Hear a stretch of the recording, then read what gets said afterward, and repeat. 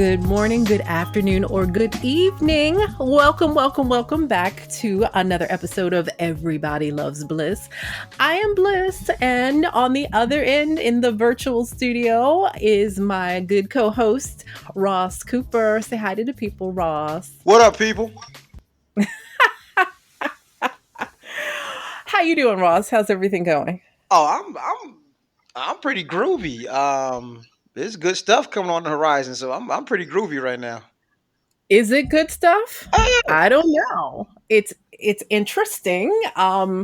It's concerning, some of it. It's entertaining, some of it. Okay. man, I'm Bob Marley with it. Every little thing's gonna be all right, one way or It's the other. Every I little thing's I gonna be all right. All right, listen. I can admit when I'm wrong. So I'm about to do that right now. Uh-oh. I was wrong, kinda. I said, I didn't say it on the last episode, but I did say it on one episode. I said Biden was not going to nominate a black person for Secretary of Defense.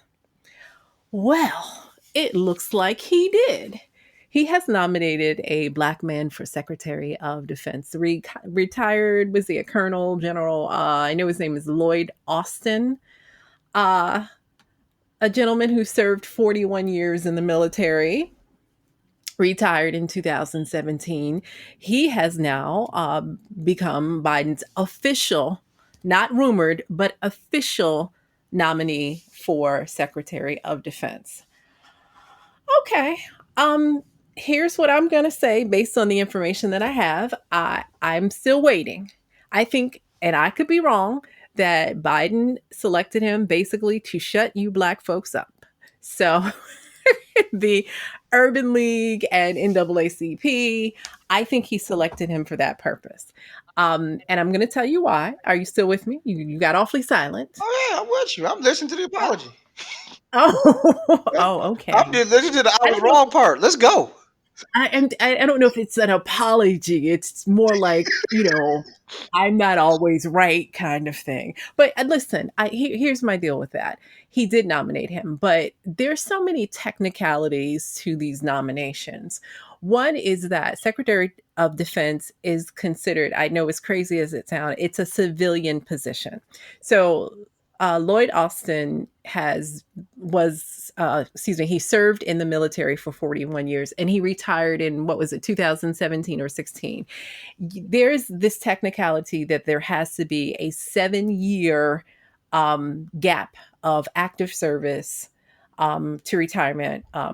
So 7 years from the time you retire, basically, before you're supposed to be able to slide into this role as Secretary of Defense. To me, the rule makes no sense because the deal is you could be considered civilian, but you serve in the military 10, 20, 30, 40 years. You got that military mindset. It is drilled into you. You could be called civilian. People can call you that all they want to. You are a military person.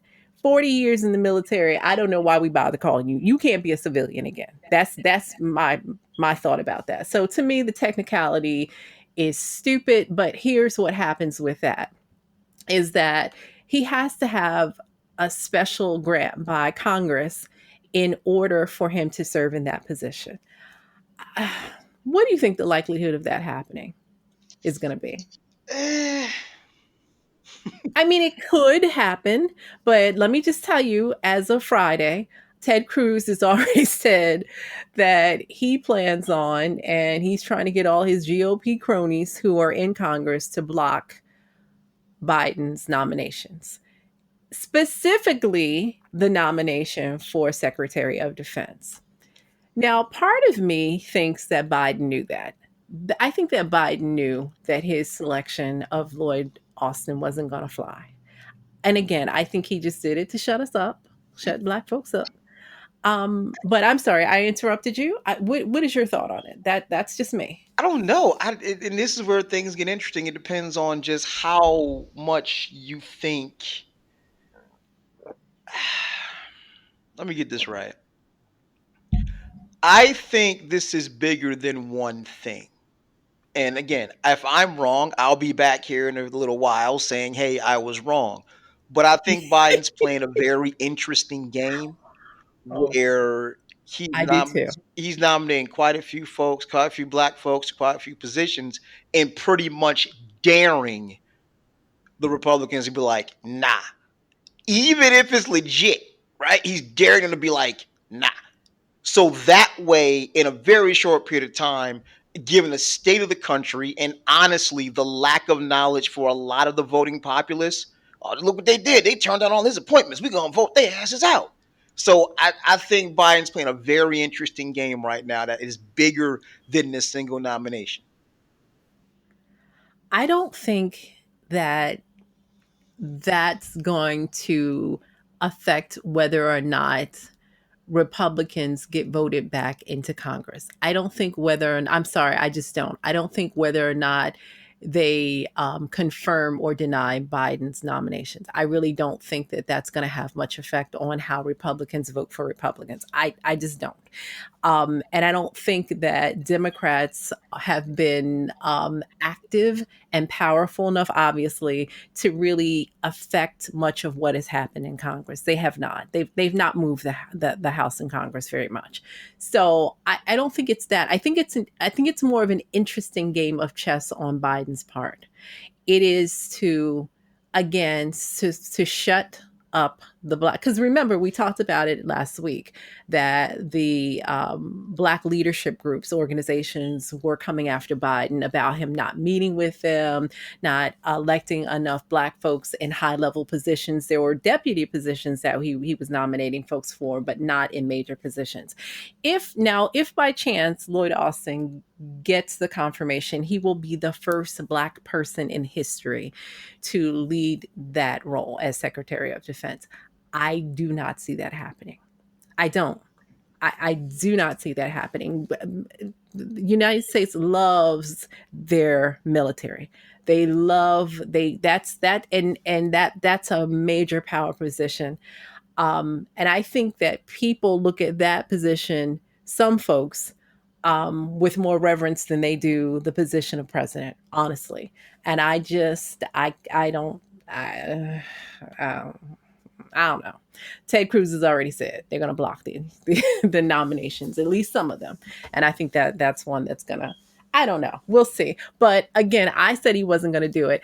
And he did. He just did it. He did some slick shit with it. So okay, Biden, you got that one in. Here's this funny comment, and I don't even know if I should bring it up, but oh Lord, some of us, I just have to laugh at some of the commentary. So just in case you hadn't heard it, Michael Eric Dyson. Now you're aware of who Michael Eric Dyson is, but for our listeners who don't, Michael Eric Dyson, he basically has been a political commentator. He is a minister. What else does Michael Eric Dyson do? He's a mouthpiece, Yeah, political yeah. civil rights mouthpiece. What else would we call him? When people bring up black leadership, his name does kind of come up. He's kind of like the modern day, just in comparison of being politically involved and a minister. He's kind of like the more modern day or more contemporary, maybe Reverend Al Sharpton. Is that a good comparison? I think so. Ooh, I think it's fair. ooh. Well, I think. I think Ooh, ooh, there was there ooh. was You a little bit better than Al. You a little bit better than Al, but I get where you're I, going. I get where you're going. well, You you know, you same neighborhood, just not the same block. Same neighborhood, not the same block. I would say I think that that's a fair comparison. I didn't mean it in any kind of, I wasn't trying to suggest or shade or do anything like that. I just based on kind of their positioning in the black community as black mouthpieces. Anyway, so Michael Eric Dyson, God bless him. And I have a love-hate relationship with a lot of folks. He would be one of them. His comment on it, on the nomination, made me want to scream. He said that by Biden nominating Lloyd Austin, he had paid his debt to the black community. that What?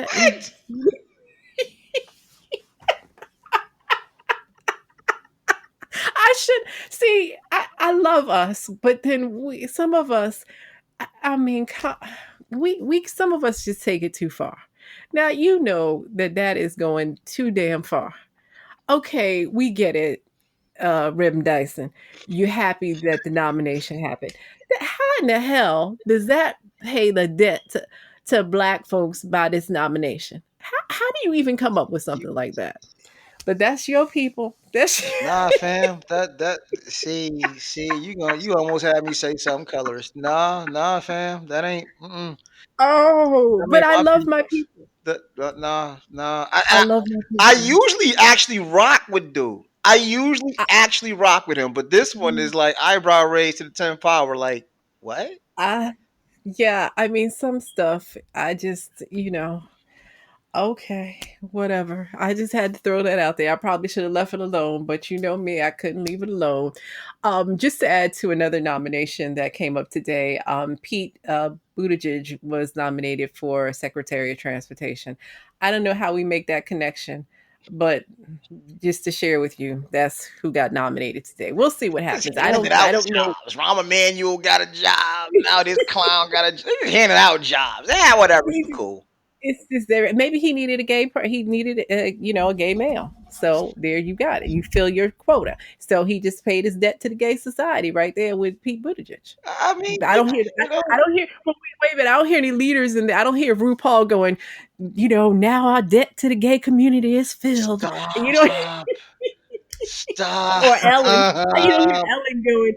Oh, Joe Biden, you have done everything we've not needed you to do. I don't hear Ellen saying that, but okay, That's kind of okay. disappointing. Though. I never pegged Mike to be a bootlicker, but this has got bootlicker written all over it. Oh, now see, you went there. Now see, you did that. I didn't do. Listen, Yeah, when this. you all Come on, wait, man. This is boot. This is bootlicking advanced level class right here. This ain't even bootlicking 101. This is PhD level bootlicking. wait, are you drinking tonight? Because I'm the one with the Merlot. Are Nah. you drinking? I got my H2O on the rocks. That's it. You know. But this is bootlegging like on a PhD level. You and paid back the debt, brother. Say what?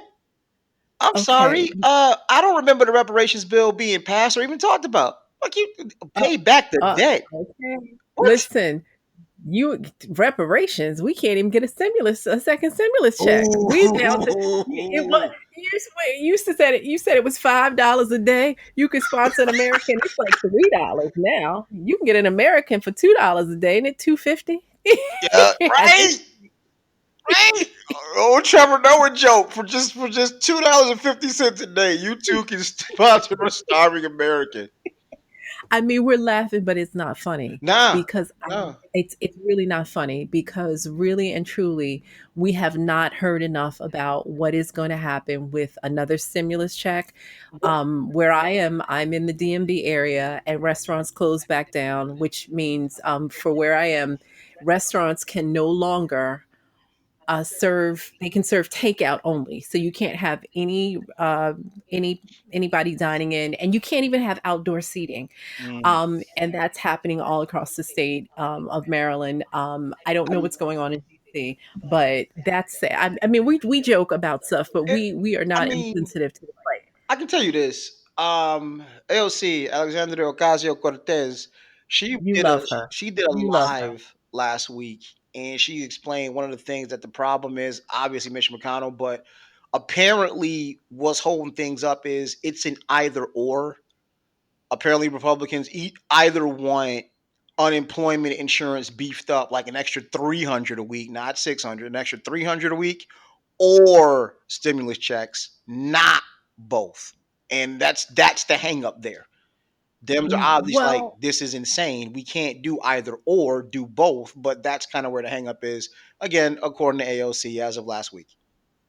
okay, I didn't get a chance to look at that, but here's the other issue with that is that and we're not going to get too much into this, but people are getting ready to run out of unemployment. So you've got to establish that people can reapply and still get unemployment who've run out of it. So Ooh. are we talking about and I'm not asking the question for you to answer, but there's so many big what ifs with that. They need to do something now. This is some bullshit. I mean, really, because we're also looking at and again we'll cover this in later on, not tonight, but we are 2 weeks from folks being evicted. The moratorium on evictions is up Mm-hmm. in 2 weeks. And remember, certain states allowed landlords to still file the paperwork. So they are just ready to pull the trigger. The paperwork is done for a lot of residents. Like the paperwork is done. The landlords have gotten their okays and they're just waiting till July 2nd or 3rd, whatever day it will be, to evict. This is crazy. You know what? We'll handle that. But again, in the meantime, the vaccine is rolling out. 3 million. First 3 million is rolled out. I'm like, hey, if this keeps up at just 3 million a week, let me see. It is the middle of December, January, February, March. That's 12. Another six. We'll have 18 million by March. My prediction is we'll be like maskless and able to hug by spring. By Easter. We'll be at a no mask and hugging by Easter. Okay, let me just give you this. It's interesting how we handle things in the United States because first of all, the fear factor amongst African Americans is much higher than even I thought, and rightfully so. Rightfully so. Polls across the country are showing that anywhere, depending on the poll, anywhere from 75 to like 90 some percent of African Americans polled say they are not interested in taking the vaccine. Now, what has been interesting is, of course, the first person in the United States to take the vaccine was a Black woman. Hmm. Hmm. I mean, I don't know what selection process. I know this is a nurse. She was a nurse from Queens Mhm. who took the vaccine. They put it on camera. We know, and let me tell you, unlike the questionable vaccines we said that Obama might get, she got the real thing. I don't think they gave her a placebo. Man, I I'm not just even don't. counting on that neither. Well, she looked like she took the vaccine.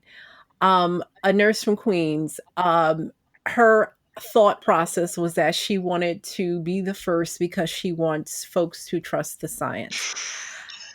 Wait, wait, wait, wait. I gotta Sandra Lindsay. wait. Hold on. I gotta say this because it was. I read her statement, and her statement verbatim was she. And I'm paraphrasing here. She understands the history of racism and discrimination and experimentation on black people in this country.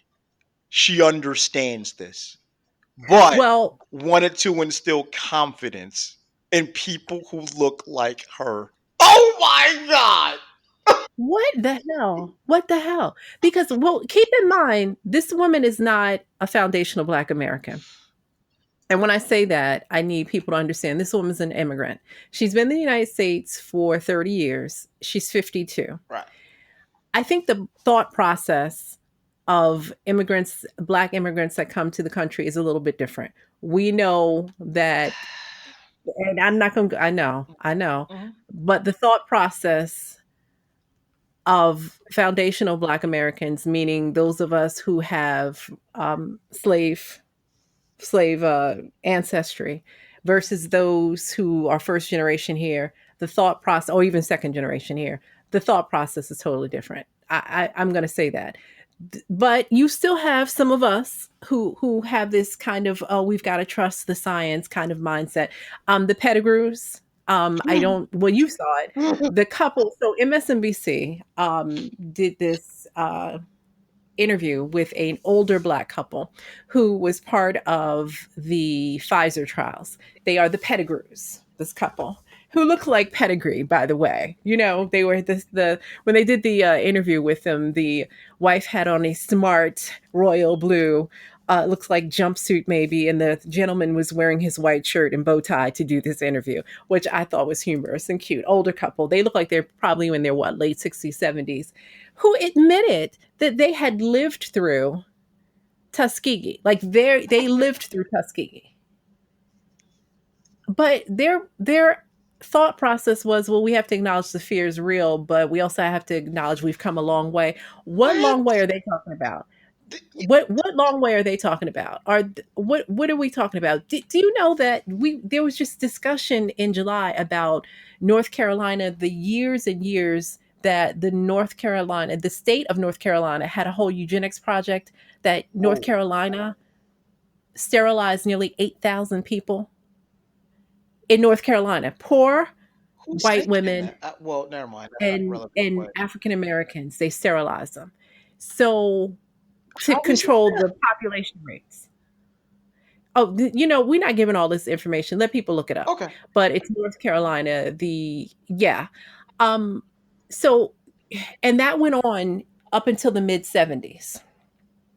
We're still using Henrietta Locke's cells. Stole them from her. Didn't ask her family about it, didn't ask her about it, didn't ask her family. Hasn't really sufficiently paid the family or done justice by the family, but her cells are still being sent all over the world. What are they talking about that that Tuskegee won't happen again? Where do people get this information from? Where do people get this blind trust?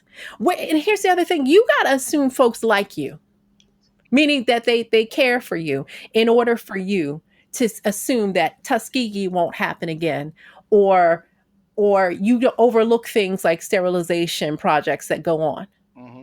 The checks for those folks that happened to, those first checks started coming in 2014. That's just 6 years ago. So what are you kidding me? So we and we got black folks, and this is an older black couple.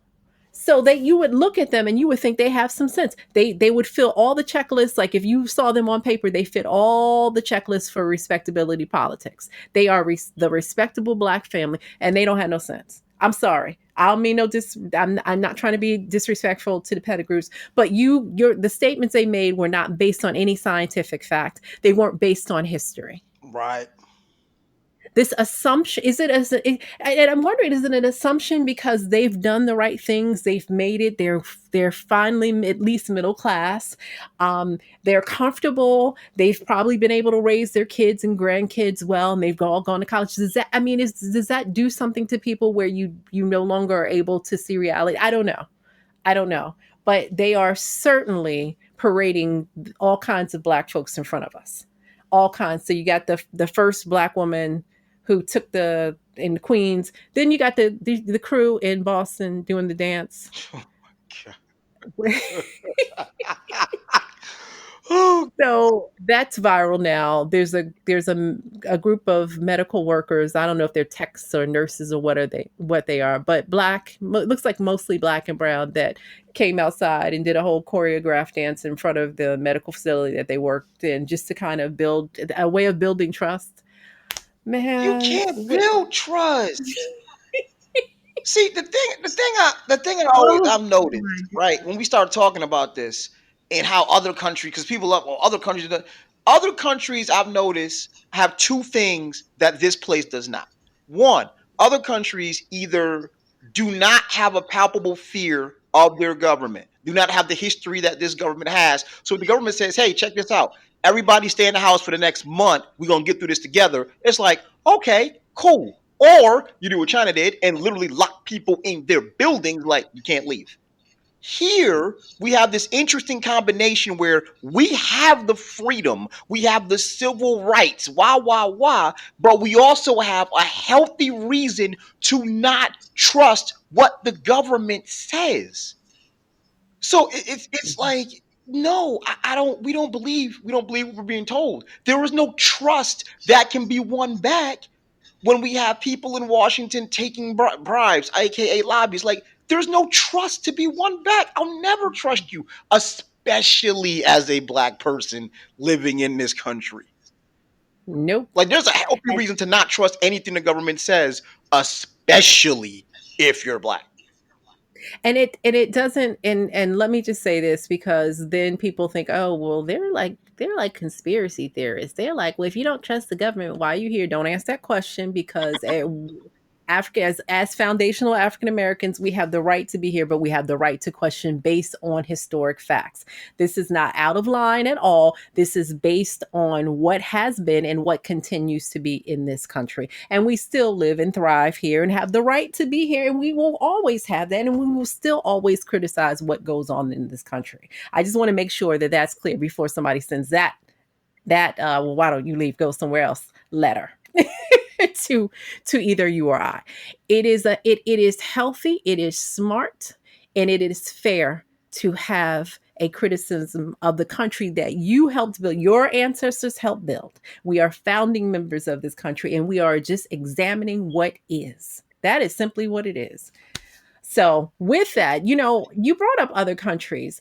And what's interesting, I don't know all the deal about what China did. I have not done enough research on how China has handled COVID. But I do know that China, you don't hear talk about China and any kind of vaccine, and they are bringing back their economy. But I don't hear talk about the vaccine in China or Chinese taking this vaccine.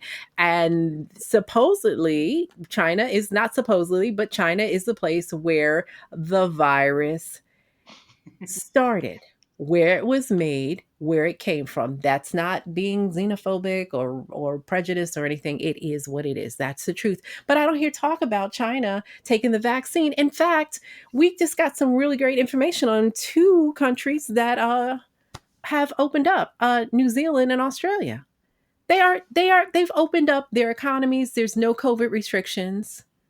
They're declaring their nations virus free, and they're not taking vaccines.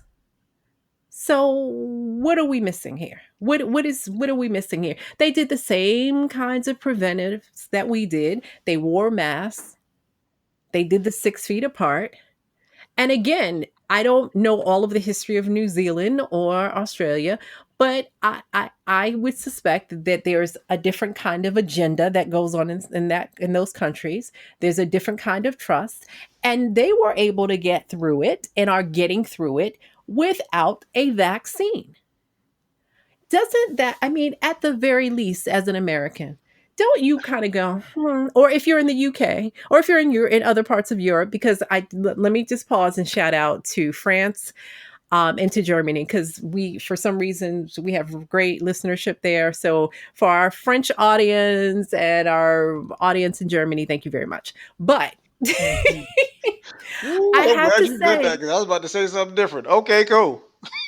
oh, okay. What were you? Oh, don't offend the listeners. Nah, That don't. We're gonna offend some listeners anyway, but don't go out of your way to do it. no, I'm not. I was What were just you looking gonna? at the origin countries of this vaccine. Oh Lord. What? Okay, let me just get this part out, and then you go there. All I'm saying is New Zealand is opened up their economy. Right. They're not wearing the mask anymore. There's no social distancing.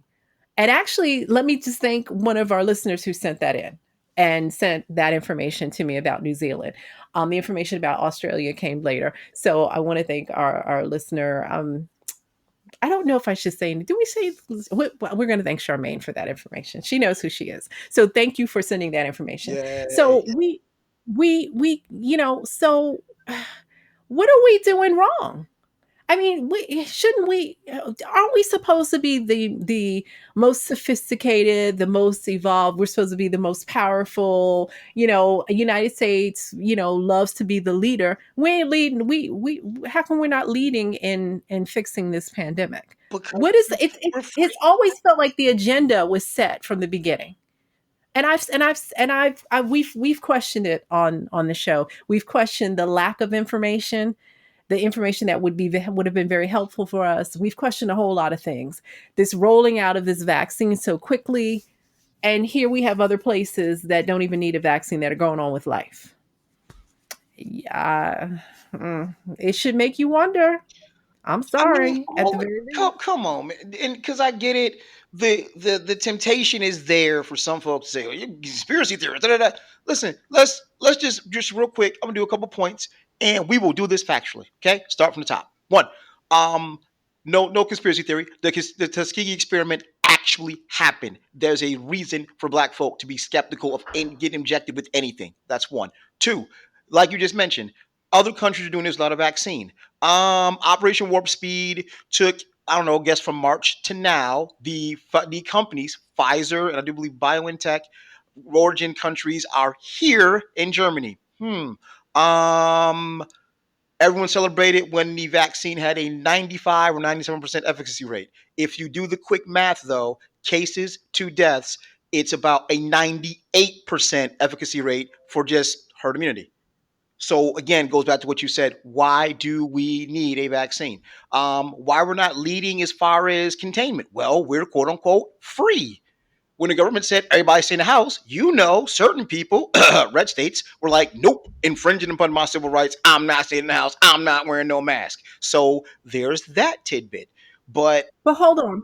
Let me pause you there. Speaking of that, because I just pulled this story about South Dakota, and hmm, I'm going to let you get back. I just want to put this in real quick. So South Dakota, I did not know this. Their governor is Kristi Noem, who is a Republican. Did you know that South Dakota, now in the middle of a pandemic, had a major event in South Dakota? It's called the Sturgis Motorcycle Rally. yes, That rally brought in, are you ready for this? 500,000 people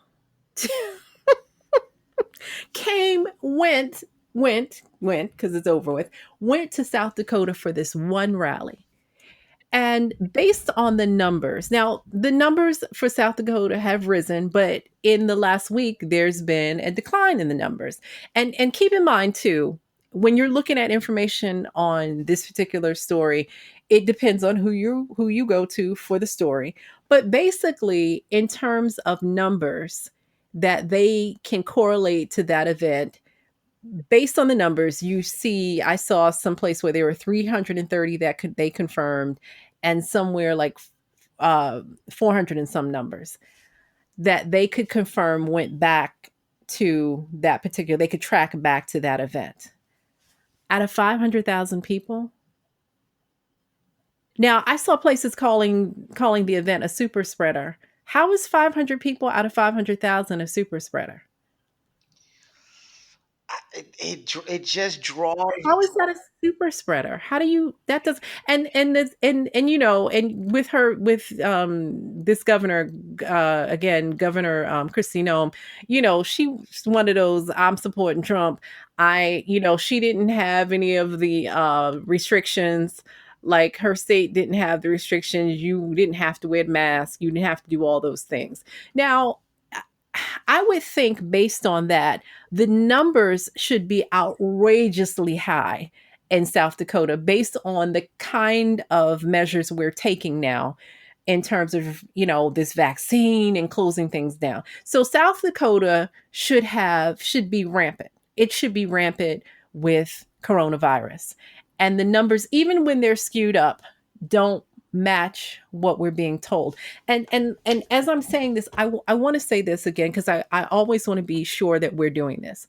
I know that some of our listeners know somebody who's had COVID, may have had COVID, may have lost a friend or family member to COVID. I know that that exists, and I am not trying to demean or discount that loss at all. I'm just trying to make this make sense. And I have said from the beginning, and I'm going to stick to it, I think a lot of the people who have caught the virus, because I think the virus is real, but I think a lot of the people who have caught the virus were immunocompromised. And this idea again, and this is my opinion, and I pray I'm not offending anyone, but my opinion has been that we have not understood what healthy has meant in this country for a very long time. So I'm sure there are people who thought, oh, this person wasn't sick, they were healthy, but you knew that person got the flu every year or a cold every year. That person is immunocompromised. And I'm just gonna stick with that. So the person, we may know people, or you may know people that seemed healthy but got this disease and didn't make it. Also, we also know now that some of the early treatments were not correct. We know that the ventilator for a lot of people killed a lot of people. Like, the COVID didn't really kill them. It was the ventilator. We've talked about that on earlier shows. So when we say all this, and Ross, I'm gonna give you the floor back. But I just want people to understand we are not being insensitive. I am not directing you on whether you should take the vaccine or not. I just think that we need to, and my co-host I know is in agreement, that we are here to give you some other information to think about. 500,000 people in South Dakota at one major event. That is a lot of people to come in to an area, especially during this time when everybody's keeping apart. These people weren't wearing masks and they were not social distancing. I'm not saying that you should stop wearing your mask or you should be gathering in large groups. I'm saying you got to look at this and wonder. You got to look at this and because I'm going to tell you the people I'm going to guess these folks at this bike rally probably weren't the cleanest. Look, See, I that don't was care. not I where don't I care. thought that was I going said to it. end up. I said it. I said it. I said it. What probably wasn't a whole lot of hand cleaning. Probably what because if you're not wearing a mask and you don't care about social distancing, you probably and a lot of people don't wash it. A lot people are nasty anyway.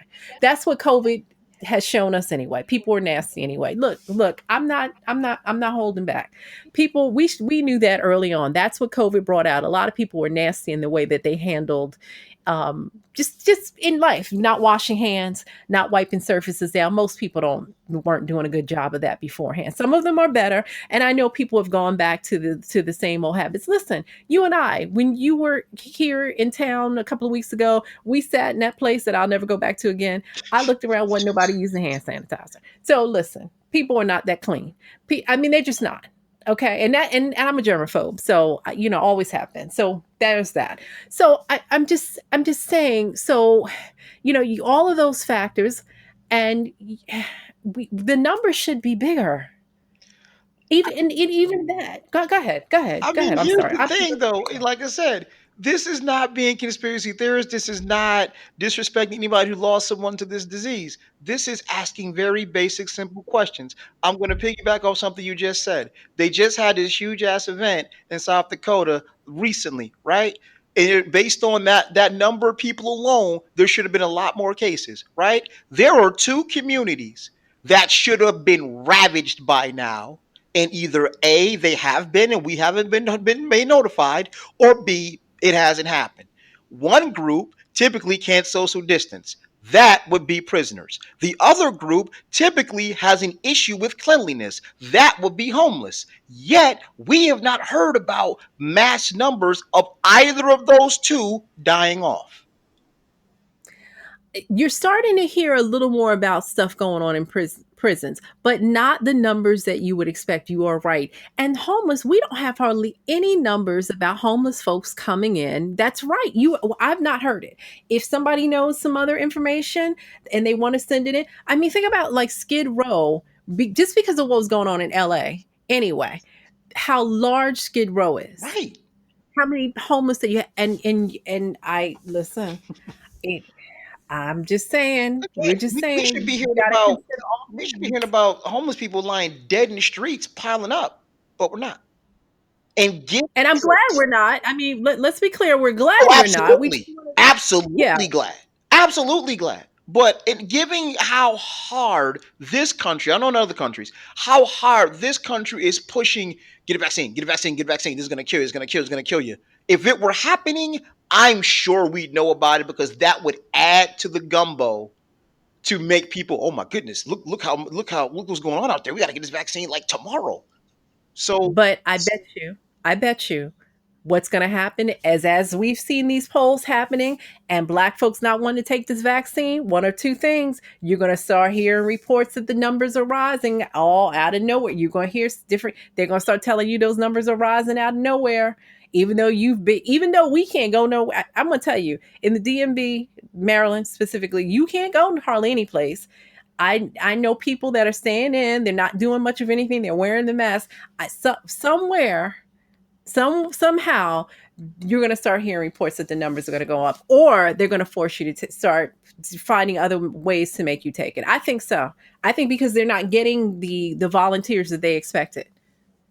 I think they've got to get they're going to get the medical community. They've pushed they always find a way to make the medical community I mean, it take makes these sense vaccines. though, given the population they come in contact with. It absolutely makes sense, at least on the surface. Okay. Okay. I mean, okay, let's flip it for a second. Would you want to I, would you want to put your grandmother in a facility where folks aren't immunized? Like, I get it, but um, I wouldn't want to put my grandmother in a facility, period. right. But I, I don't see. I can't. Here's my deal with that. If I don't trust the vaccine for me, why would I trust it for someone else? Why would I be okay with someone else that being forced on someone else? If I don't trust what it can do to me, why would I be okay with someone else having to take it? I know, of course not. I can't sign off for that. That how logical does that sound? I think that in certain jobs you have to take better care of your body and you have to do extra. You just do. And I think that if you work in the medical community, you need to be doing other things. Again, I'm one of those people that's for holistic medicine and taking care of your body. Even though I'm lazy, I know y'all already told me because somebody already asked me about why I don't exercise like I should. So okay, I'm sorry I said shared that with the people. But other than that, I am very much for a great diet. I am very much for supplements. I am very much for being in the sun. I'm very much for meditation and prayer and all of those things, those alternative things that I think work better than taking a shot. So, for me, do I think that people in the medical community who work in the medical community should be required to? No, I don't. I don't. Because I know a few who have practiced who were able to fight against having to take, it's very few that were able to get to fight against taking the shots. And generally they fared better during the flu season than their coworkers that took the shot. Every time I work, and I let me just say, I have access. Without giving all my stuff away, I have done work in several medical facilities, and I noticed that during flu season, the people that seemed to get the flu had the flu shot. That was just my observation. Maybe not true of everyone. I'm not saying it's true of everyone. I'm certainly not, but generally that's what I notice. So absolutely not. That wouldn't be fair of me to say that. Is that your feeling that they should have to take it? How is that right? No, You don't want to take it, so why should they have to take it? That's like saying, "Oh, shouldn't all trainers, personal trainers, because they come into oh, contact, shouldn't they have see, to take the food?" see, why Hell, we gotta do yeah. that? Why we gotta do that? That ain't cool. I'm just That saying. ain't I mean, cool. Why we gotta do that? we Um, we have to be fair. No, I don't think you should have to take it. But I think you need to take a different kind of care of your body if you work amongst people who are sick all the time. I think you need to make sure that you are keeping your immune system up. I think there are better ways to do it than taking a vaccine, much better ways. That's just me. That's just me. Listen, anybody listening, if you take the vaccine and you want to take the vaccine, have at it. We're not telling you not to. I have to keep saying that. oh yeah, I'm telling you, I'm not. I'm telling you, I will find somebody to forge papers to say I did before I take that thing. I'm absolutely Oh, not. now, sir. Now, you're talking about illegal actions on this Oh, I'm podcast. sorry. We don't I'm support not. that kind of Uh, behavior, sir. the jury Sir, will we're strike moving that from the record. we're moving on. You know what? It is getting scary. There was a family, in all seriousness, that was it just the other day, was flying on United. Their 2-year-old, it was a couple, husband and wife, and their 2-year-old daughter. The 2-year-old did not want to put the mask on, refused to put the mask on. United Airlines refused to take off and escorted the couple off the plane. Not only did they escort them off the plane, but they have a ban, an indefinite ban from, you can't make this stuff up. Banned from flying on United Airlines indefinitely. That's just dumb. It's. Okay. Okay. There's what they say sometimes in the legal field is there's the law, then there's the letter of the law. The law says, okay, it's this, this, and this, but the letter of the law is, technically I could pull you over for going 2 miles over the speed limit, but I'm not gonna because 2 miles over. This is one of those. I read it and it said anyone two and up has to have a mask on. But you mean to tell me you did not give any discretionary power to these employees? Because a 2 year old, anyone that's ever been around a 2 year old understand like there's no negotiating with a 2 year old. So you mean to tell me this was your answer? This was your answer. Throw them off the plane and ban them. This And ban was them, your answer. and refused to take their luggage off the plane. So their luggage went to the destination. They were flying from Dallas to Newark, New Jersey. Their luggage went to to Newark, and their car seat, their child's car seat. So they had to risk in terms of traveling with her, however they were able to travel with her, doing it illegally if they were in a car because her car seat went. There are people who are going to argue different ways, and I actually read some of the commentary, and people were talking about they should be able to control their 2-year-old. Said people who've never had a 2-year-old. But okay.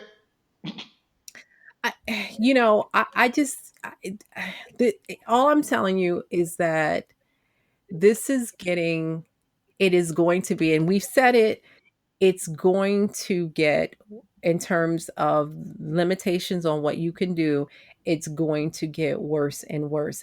And it won't be just, if people don't start speaking up, it won't be just, well, you don't have on a mask. It'll be, do you have a vaccine? That is my concern.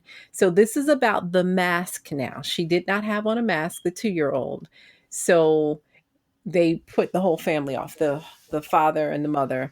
um I just, now there are people that believe, and I'm one. I'm going to admit this. I'm more cautious when I'm around little kids than I am around adults, because I do know that little people tend to carry a lot of germs Hmm. just because of the nature of the way they play and touch things, so they're germy. And I'm more listen. My sister and brother, anybody that knows me, they can tell you, when my nieces and nephews are little, and if they sneeze, I give them back. I'm sorry.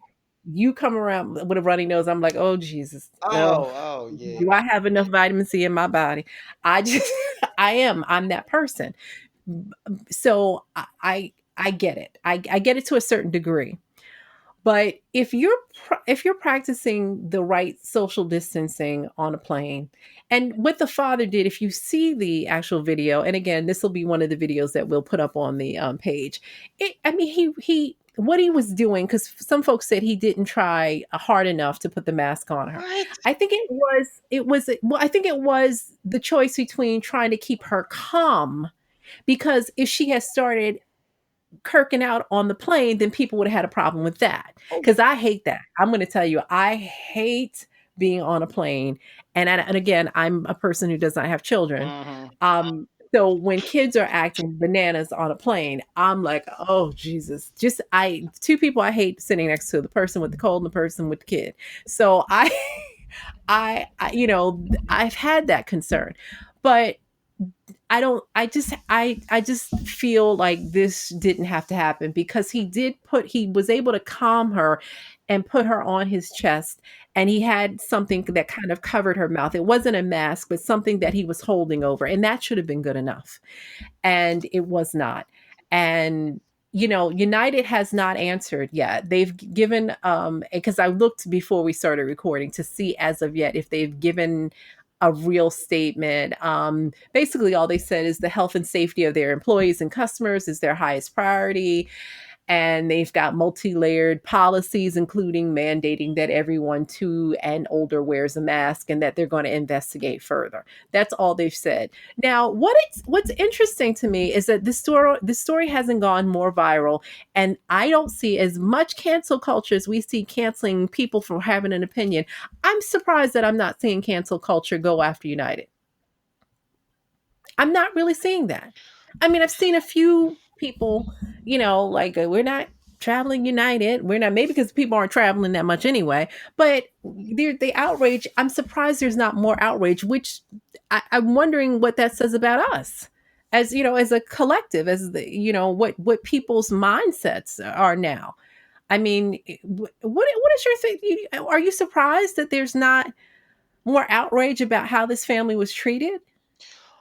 Uh, no, because based on the comments, like you said, there are people who actually are riding with it. There are people who actually say, "Well, you could have did a little more," and and I'm like, this has got to be coming from people who have never owned, who've never, never. I jokingly say owned, but there's people got to be coming from people who have not been around or have kids, because if you've been around a 2-year-old longer than 20 minutes, you understand why they're called the terrible twos. From personal experience, my son put the terrible in terrible twos, and there was no negotiating, none of that. It was no, and then we went from no to nuclear tantrum. So I guess it's just these people that have no concept or understanding of that. I think Yeah, that is what plays into, well, we're not going to cancel it because there are people actually agreeing with what happened. I saw that. I was surprised. I'm surprised by there are a lot of people. Keep in mind that I saw that think that the family was treated unfairly. Yes, there's that, but there isn't like this main move.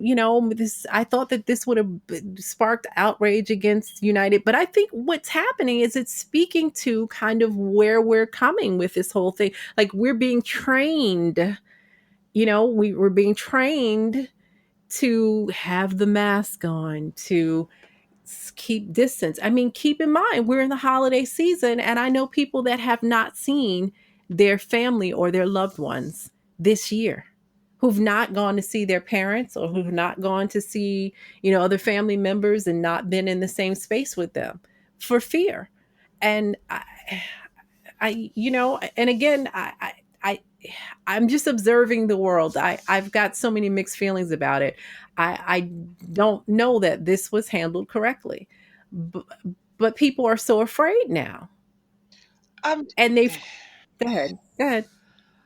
I mean, I firmly believe this was not handled correctly in any way, shape, or form. But it goes back to what you said. Fear factor is real, and It's real. I don't. And I, though I'm not taking it, I'm pretty sure you're not taking it. I'm joking, but not joking. I can't wait for this thing to get rolled out so enough people take it, so the government can be like, hey, everything's fine now, because this fear can is a slippery slope and can start leading to more extreme behavior. Like what's next? Somebody coughs and you want to punch him in the face? Like short fence? Short fence. Listen, on a plane, I've been that girl. Oh my I've god. Seriously. I no, seriously, I hate being on the plane next to somebody and I'm in or in the movie theater. I have I have moved away from if you cough too many times, I have moved in a movie theater. But and I wanted to add a little levity to that, but that is a true story for me. If I'm in a movie theater and you sit behind me and you got three coughs max, and then one of us got to go, and it's usually I'll just leave it. I mean, true. I'm telling you the truth. So yeah, but this United thing, it is alarming, because their ban is they have an indefinite ban. Just to let you know that it wasn't, oh, we are banning you from this flight.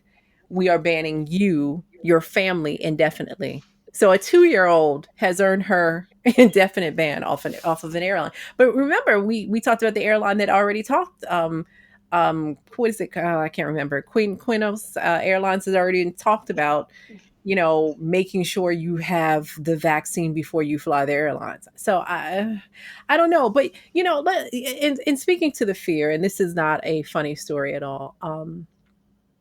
Recently, actor Tiny Lister passed away, and even if you don't know him by name, as soon as you Google the name and you see his face, you've seen him. He's always like the menacing, the big menacing character. In movies, he always played that role. This like the scary, strong guy. He recently passed away. He was 62, and what really, when I saw his story, what really broke my heart about his story is that in March it was reported that he had tested positive for COVID, and he had since gotten over COVID, but recently was showing signs of COVID. And there's actual interview, which I'm not gonna post that interview. It was I couldn't even watch it, and I'm glad you were able to watch more of it. I saw it in bits and pieces. It broke my heart because as he's being interviewed, you could hear that he was struggling to breathe. He was struggling to talk in this interview, and it has been reported now that he thought he had COVID again, but he didn't want to get get treatment because he didn't want to be intubated. He was afraid that they were going to try to intubate him. And keep in mind that a lot of deaths early on, we know, were caused from improper intubation. So this people close to him were saying that he was struggling to breathe, but he didn't go get treatment. But he was willing. He had stated somewhere in the interview, and you heard it and played it for me because I had totally not heard the part where he said he was waiting for the vaccine. He was willing to take the vaccine, but didn't want to go get treatment. And I'm like, oh Lord, it's just heartbreaking to see him struggling like that in the video and to hear him because he sounds like he's struggling. And just I think it just speaks to the confusion, not just the fear, but the confusion about what do we do about this vaccine. I mean, excuse me, about this COVID. How do we handle it? Because it seems odd to me or counterintuitive to me that you're struggling with the symptoms and you're afraid to get the treatment, but you'd be willing to take the vaccine. And I'm not judging. I'm not. I just because he's not here, Hmm. but it was yeah. And the interview, it's, if you all want to see it, you can go to TMZ. I'm not going to post it. um but it was done days before he passed. He was actually found in his hotel. He had passed away. So what are your thoughts on that?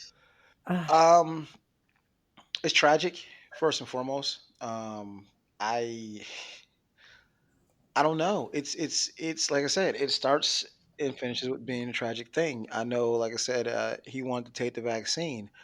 Um, Not specifically to him, but I think when it comes to black people, what I'm finding is people's proximity, their degrees of separation to tragedy from this disease is coloring their inclination on whether or not they're going to take the vaccine. Like the people I know, and I know, ironically, I'm honestly shocked, but I know just in passing, looking at posts, so on and so forth, there's a lot of black folk that are like, "Yep, sign me up. I want the vaccine." And what I find the commonality is wow. they've lost someone or they had it themselves and they were symptomatic. And it's like that. Like me personally, I know somebody that knows somebody that had it. Or I know somebody that knows somebody whose cousin had a friend who died from it. My degrees of separation are few. Now, I will say, even if it weren't, I'd still not take it. I know some people out there going to say, well, that's easy for you to say. You haven't lost anybody. I get it. You can make that argument. But I'm finding people's willingness to take this vaccine, black people's willingness to take this vaccine, is based on how many degrees of separation they are from tragedy because of it. And in his case, it's a very interesting thing to say, I'm not going to go get treated, but I'm looking forward to the vaccine. I'm like, I, hmm, hmm. I don't know how that works. I don't know what the logic behind that was. Unless it I, was, I don't know. like you said, you pointed out to me before, sadly, some folks have gone into the hospital and been put on ventilators and the situation worsened. So maybe that's what he was trying to avoid and just figured the vaccine would make things better because based on what I read, it wasn't sure if he had it, got rid of it, and got it again, or if he had it, it never left its body and it flared up again. And this goes back to the ignorance of what we don't know about this disease.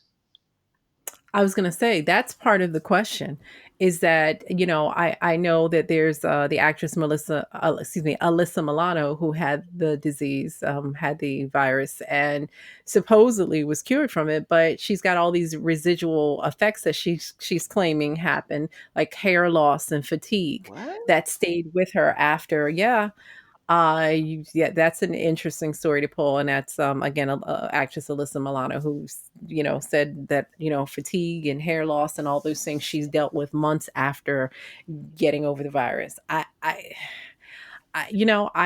just I just there's so much, and I think that there's some truth to what you're saying. I think also you have to add age. I think depending on a person's age too, I think older folks might be more willing than younger You folks think so? to take the vaccine. I think so. I think you see a few more older people more willing to take it than younger. But generally, there's not a lot of trust overall in our community with the vaccine. And it's going to be it's going to be, it'll be interesting to see what happens in the next couple of weeks, because I think that there's going to be some major turns about who can get it now, because now we're in the beginnings of who gets it first. Like it's, like it's the gold, who's going to get the gold penny first. They're kind of, you know tr- handling it in this way, like who's blessed with it first. And it's going to be like, okay, we how are we going to get these people to take it? I think that that's going to change real soon. How are we going to get these people to take it? How are we going to mandate without looking like we're mandating Mm. that folks take this? So yeah, it's going to be an interesting next couple of months. To see what happens. And I want to, before we close out this part, just to send our blessings and condolences to the family of Tommy Tiny Lister. Um, so with that, yeah, it's been a heck of a week with things going on. Okay, I'm gonna go here because I got to take a left turn. Um, your auntie, your auntie Maxine, she's writing letters. Your auntie, Maxine Waters, wrote a letter um, recently that went viral. The letter she wrote a letter to the WAP goddess, one of the WAP goddesses, that's what I call them, uh, Megan The Stallion, on official paper too. This wasn't even on like her own personal um paper, stationery. This was on, government stationery. Um, Basically thanking her for uplifting Black women. The part that really threw me was it? Did she use the word role model? Did she use role model? I hope she didn't use role model. I think she said something about Megan uplifts the Black woman. um she said she was proud of her, and I think that I have to consider some things with Megan. I don't think Megan's a bad person. I don't. I just think that when you get a letter from a member of Congress about your work in uplifting the community, I'm wondering how many of these letters Maxine Waters sent out. I, I just because with that you also got Cardi B being Billboards. Oh, that was not meant to be that. I did not mean to say bird. Oh, that was a real Freudian slip. Billboard. Is it Bill? It is Billboard's Person of the Year, Yeah, that's woman of the year. Yeah. Woman of Well, the Year. yeah, person. Yeah, whatever. Um, One of those. I just think that the representation for us, for younger Black women especially, because not for me, I'm grown, but for younger women, I'm going to say 25 and under. I just I don't I just I hope that Maxine Waters wrote some other letters to some other people. It just seems like uplift uplifting the Black woman's I I mean, don't know. but looking at the letter, she's right. Okay, help me, cuz maybe I'm being Now harsh. again, Help I will me. say this from the standpoint of like obviously I'm a guy, so there's gonna be a little difference. And you like watching women doing them WAP dances and all that half naked. Don't act like you don't. Careful there. We're not gonna go that What? far. Careful what? Okay. Like Hmm. I saw the video one time. That's it. I don't in general, like it doesn't appeal to me. And I understand that's a bit of programming, but I have zero problem with a woman owning her sexuality. Like, look, I don't care if you walk out the house in pasties, a thong, and cowboy boots. It does not give me the right to disrespect you in any way, shape, or form, nor make judgments about you. If that's what you feel like doing, that's the beauty of being in this country. You can do that. So That's a that part of that is freedom. Part of that is patriarchy, part of that is Eurocentric thinking. But okay. Okay, I mean, I'm just saying, like, I'm not gonna like, oh my god, you're a hoe. Like, no, if you want to do pasties of thong and cowboy boots today, all I right, whatever. I okay. I, I I just, I think I go just ahead. think it's Go ahead. bigger fish to fry, and we seem in this country to have such an issue when a woman owns her own sexuality and is not connected to a guy in any way, shape, or form. That's just my observation. But But it's done for the attention of men and it's done to sell. It's for sale. It is not done as a form of simple ownership and pride. It's done because it sells a can I product. can I speak to that So, real quick as best as I can? Here's what I okay. found interesting and heartbreaking. I saw a thread online, right? And it said, ladies, what would you do if there were no men around for a week or what have you? What would you do, no men? You know what the vast majority of those posts were? I'd wear a mini skirt and go for a walk in the park. I'd wear what I want and feel safe. So I get what you're saying, but no, it's not all for the attention of guys. In fact, I think a lot of the opposite can be said is true. A lot of women are dressing a certain way to avoid the attention and the negative things that come with it. Because when I read a post and it's 50, 100 women talking about how they wear what they want and they'd walk in the park by themselves to feel safe, that's heartbreaking. That's a problem. I I'm going to say this to you. I'm going to ask where that post was, who posted it, because there are certain collectives that will post things and they're going to get a certain response. You put that post on in one place, you'll get different women that will respond to it. You put it on a feminist page, you're going to get a different kind of response. I'm not saying you saw it on a feminist page, Right. I'd but have to we go have find to it. be honest about who the audience is for this particular, wherever this was posted, they have an audience.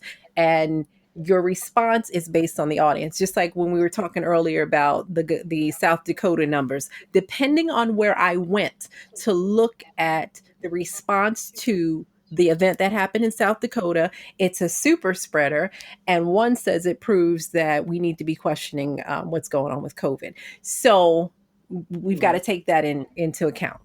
Okay. So you happen to see women that say, because that wouldn't be my first thought. I would have to really think long and hard about Well, that question. I was gonna It say, wouldn't be a simple I put on a miniskirt and walk in the park. I mean that to me, please understand, yeah. and I know you can't relate. Obviously, as a man, that hurt to understand, and it goes back to women not feeling protected. And wow, we are we, the owners of penises that big of a threat, and we make you feel unsafe. That hurt to read. Like, it wasn't just one or two; it was a whole thread of, I'd go somewhere and not have to have my guy friends come along to feel protected. I'd walk in the park by myself at night. I wouldn't have. I'd actually listen to music with both earbuds in, so I didn't have to keep one out to listen for anything crazy happening. Like that. That hurt. So I get what you're Ross, saying. but with all due respect, I'm not even talking about a man's response to Right. that. I was joking, and I know that you're answering based on me talking about you liked WAP, Yeah. but I'm talking about Maxine Waters Mhm. writing this letter to Megan The Stallion And it was and including and again, I'm not a hater. I'm not a hater. Let me be very clear.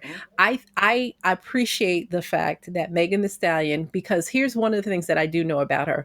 She's like young. She's like in her like early 20s, like 23, Nah, I think she's older than that. I 24. think she's like 24, 25 ish. I think she's like 25. Does not have parents. This is a girl who does not have parents. Both of her parents are deceased. So for her, and doesn't come from money. This isn't a situation where this girl came from money and was left inheritance. So for her to find a way to make it and to be as successful as she is, I have to give her props for that. I have to do that. I do. And is she talented as I mean, I've seen her do some freestyle. I don't think I think I can't say she's not talented. I just think that when we talk about images of black womanhood, Mhm. I don't know. See, I don't know if Megan has been here long enough for us to really have because she's not going to do everything she's going to do. She's still new to the game. So when I think about someone in Congress sending this letter to her as this voice that is uplifting Black women and this thank you, I'm okay with that as long as you sent some other letters out. But because you, and this goes back to me kind of not only questioning some of the stuff that Maxine Waters said earlier in the year about who she's not going to forgive, but it's a judgment call about what we're choosing to highlight and to affirm. I would just hope that there were more letters that were sent out to other Black women, because I think to choose or to point out Megan as this role model, I think that's questionable. Really? I hear what you're saying, because when you compare it to a woman feeling safe with men, that's a whole other discussion. Because I even suggested last week that Black women don't necessarily feel loved and appreciated by Black men, and there is that. But I also think in terms of the imagery as the Black woman as the, the sex machine, the whore, I think that some of that, I, whether you should be able to walk around naked and be safe is one thing. Whether you should want to always do that is the question. What would your need be? Why would you need, especially in a society that does not do that? Why would, what is your purpose in doing that? And you said, well, You got to throw the it's bricks. not all, You got to throw the as it's what? bricks. I mean, You got it for the what? you have to. Here's my thing. I mean, here's my question. Okay. I didn't hear what you said. I'm I'm sorry. sorry. I said, here's my question. How do you dismantle something by without throwing the bricks at it? Like I get like someone's gotta wear the mini skirt and say you're gonna respect me regardless. Someone's gotta throw the bricks at this thing to tear it down. Because if everyone just says, plays in respectability, so on and so forth, and be demure and be covered and so on and so forth, you're not throwing the bricks to tear down the thing that says, "Oh, well, you have on a short skirt. You must be part of hoe culture." You have to But throw if the that's bricks. all you do, but if that's all you do, if even when it, because to me, folks thought the SNL performance that Megan did was super empowered, and Yes. I had Yes. mixed feelings about it. Because if that's all you do, if that is all you do, if you got to show up every time naked or with chest out or ass out, I'm because there's a balance to how we live and function. Like we balance out, like we're not all one thing all the time. Right. I just there's this lack of balance, and we saw in the situation. I'm not going to get too deep into this because I think we are, where she had the incident with the boyfriend, other rapper who shot her in the foot, which brought up a whole lot of discussions online Hmm. about treatment of women versus protecting women, and some of the conversations were legitimate. But you and I, when we talked about it, I said it also speaks to choices that women make in choosing men and choosing company, and it had a lot of it arose to me, a lot of questions arose out of that about how women think about their purpose and their worth. Because, see, a certain kind of, if you have a certain kind of thought process, you wouldn't be with the kind of man that's going to shoot you in the foot. You're not going to be in certain company.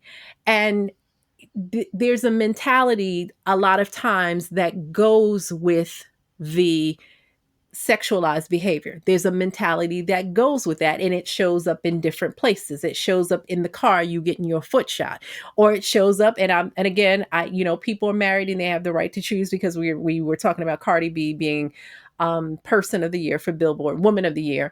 Now, if that's just based on music sales, okay. If that's based on music sales, okay.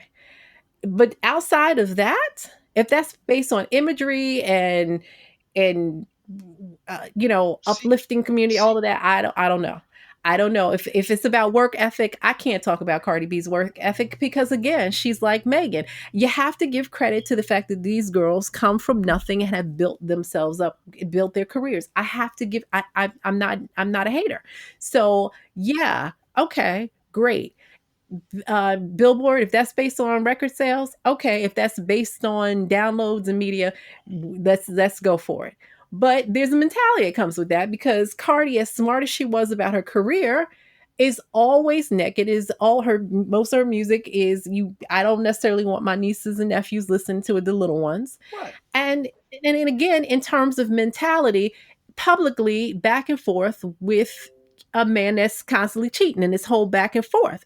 So there are things that, in terms of how we lift and how we function in the world, it speaks to who we are. It's not just what you put on, it's the way you function in the world, and those things show in other places of your life. And it just so happens that these people are public. And I just, with Maxine Waters taking the time to write this letter that went viral, I'm like, okay, that's interesting. Who else did you write the letter to? Who else are you honoring in this way?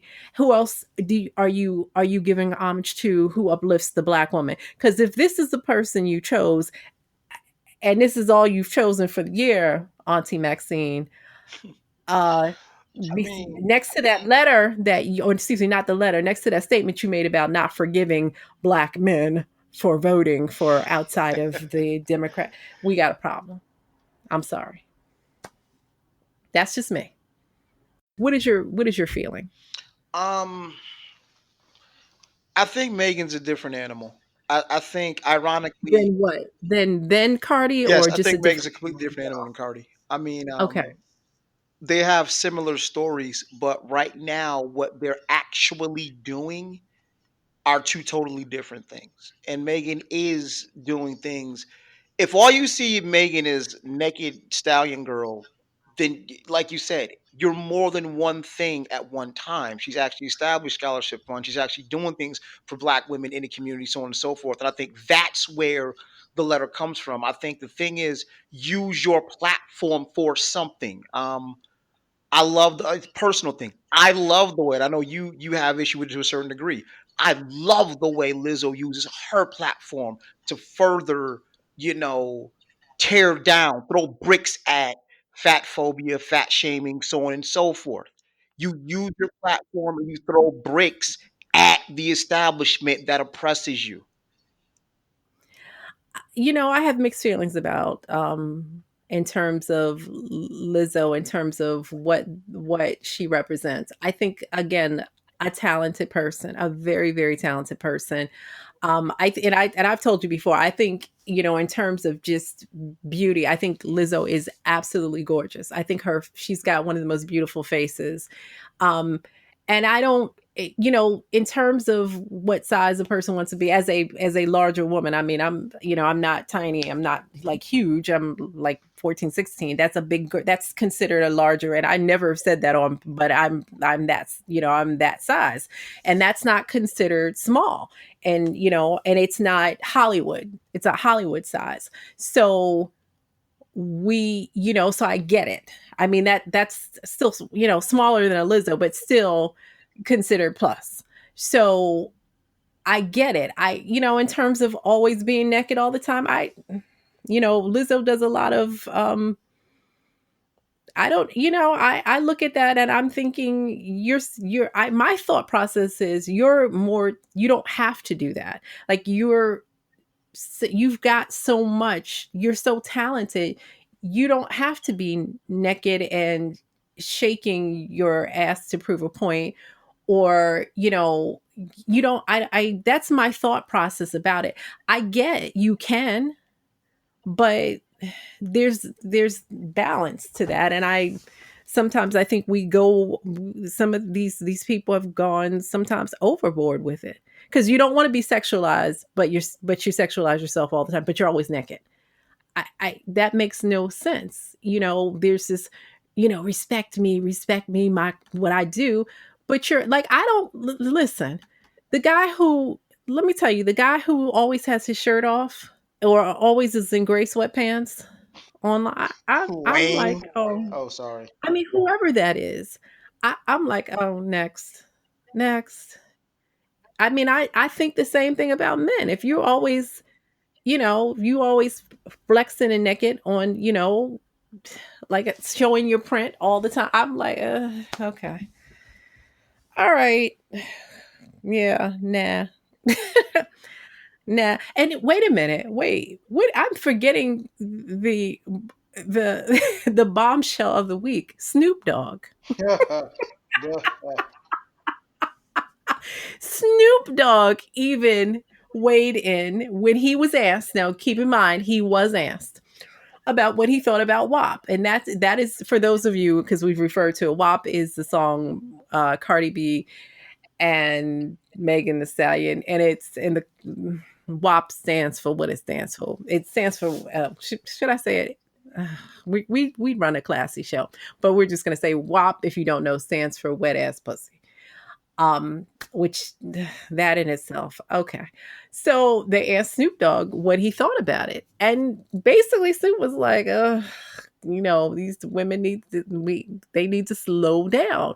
That stop giving everything away. Stop giving it away. There's got to be something sacred. And I know I hear you. I can hear you breathing in the background. And there is an irony that it came from Snoop, but what he did say was in his younger days, he'd have been all for it. He'd have been all over it. But as a grown man now, as a grown man with a daughter who's had experience and who has lived and learned, he gets now that all that exposure and that exploitative behavior, it's just not the move. So it was like, women need to understand, especially young women, because he was specific to young women. Young women need to understand that there's power in keeping something to yourself. I was like, first of all, I had to, after I picked my jaw up off the floor from hearing that come from Snoop, I was like, oh, okay, here we go for growth and maturity. I liked it, and you didn't like it. There you go, Mister. I'm not a misogynist. Go on, say What? what you got to I'm say. just like, my problem is overall with a lot of dudes in hip hop, and No, no, no. Let's be specific to fine. I Snoop. mean, it's Snoop in this instance, but it's widely applicable. It should not take you until you 40 some odd damn years old to figure out, like, hey, maybe disrespecting women ain't the thing to do. So I'm No, no, glad this no, no, revelation. no, I'm glad you're no. It cool is not. now. It's because it's not just that. It's about because this is about their impact. This isn't. This is about the woman's control. This is, and I get it. There's that part of him disrespecting women too, but it's also about him speaking to the woman keeping something sacred for herself. Now that part I think is legitimate. But I'm You're delegitimizing it because you think Snoop is too old to come to this reasoning. Is that what you, no, or is not that at what? all. It's just welcome to the party, bro. Took you long enough. Yeah, but you're defending in one hand the behavior that he's talking about needs to be slowed Hold down. on. Hold on. You This is defend ass not. out. You defend ass out and legs cocked with these women talking about it's they could do it and be Cardi, disrespectful. but Cardi and Megan don't make music for kids. Under no circumstances should your high schooler be listening to this. Yeah, but you know that they do. You know that's their audience. But You this is know that adult what should and music. should not be. But the truth of the matter is that that's who their audience is. There's a lot of grown ass women listening to that Right. too, but a lot of that are very very young people mindset. I mean, come on. Like, I mean, what should and should not be in terms of who's listening. We okay, but we know who is listening and who is being shaped and who because who they ain't role models for no grown women. They Uh, role models for well, kids. And when I say kids, I'm like, 24 and under. Cuz your brain doesn't fully develop. And this is true. This is medical science until you're 25. Your brain does not fully develop until you're 25. So, okay. All right. You know what? We could go back and forth with this. But okay. So, here we are giving our opinion on stuff. Again, somebody's going to write in and say, something. They do every week. Team I just Megan. look forward to We're it. Say clear. what? Team Megan, just so we're clear. I'm not a hater. I'm not a hater. I'm more. Really, my concern is who Maxine Waters chose to write that letter to. But Like I said, it makes you got to get. sense. How about Maxine? You get us that stimulus money, girl. How about you? You get people who are unemployed that unemployment That money. too. That How too. about you do that instead of you writing letters? to wrap us. How about that? Now, and I'm not a hater of Maxine Waters either. She just happened to write the letter and it went viral. So we had some technical difficulties in the middle of the show. So I hope we got all that in. Yeah. You know, I hope we got it. Oh, goodness. But anyway, we're going to wrap this up. Good sir. You got anything else for the people? Nah, that's about it. Drink your water, take your vitamin C. Go Meg. Please, please. Did you say go, Meg? Yes, I did. And how about thank you, Snoop? Thank you for saying what you said as a grown ass man. Now you had to come to the realization when you came to it. How about that? Okay, so we are going to wrap this up, and I want to thank all of the listeners. Listen, people, you listen. You're gonna have to subscribe. We're getting ready to take it next level. You know that we go next level in January in just a little over a month. We need you to subscribe. We are on Spotify. We are on Stitcher. We are on Anchor. We are on iTunes. We're on Google. We're on SoundCloud. We're any place you want to find your favorite podcast. We need you to subscribe. That helps us continue to bring you this commentary every week. Right. Tell the people, Ross, they got to subscribe. Yeah, subscribe. You do not want to miss all this sexy in person, on video, if you Really? will. You do not want to miss all this. Oh, it's coming. We bringing it. Listen, I'm working my behind off, and you know I don't like to. So, Yeah. so subscribe. And we want to thank you for listening to this episode of Everybody Loves Bliss. And we want you to know we love you and we want the best for you. Say bye to the people, Ross. Peace. Bye.